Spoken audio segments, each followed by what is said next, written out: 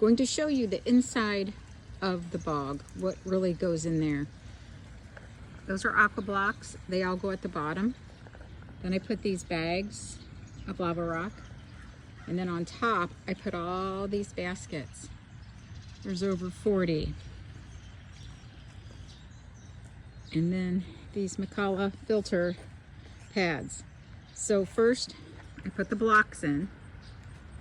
Then I lay the filter pads on top. Then I put the bags on top.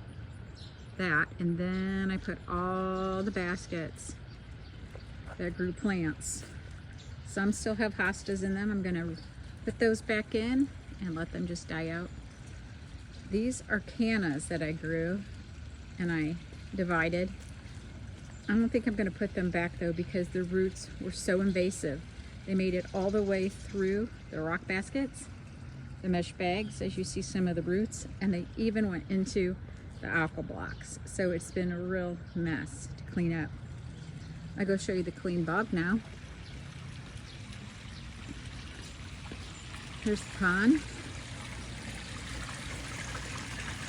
Fish. Water is beautiful, clear. And here is the bog waterfall that gets filled up with all those baskets, bags, and aqua blocks. And that does the major biological filtration there. It's an aerator that I have at the bottom, just because all biological things need some kind of air.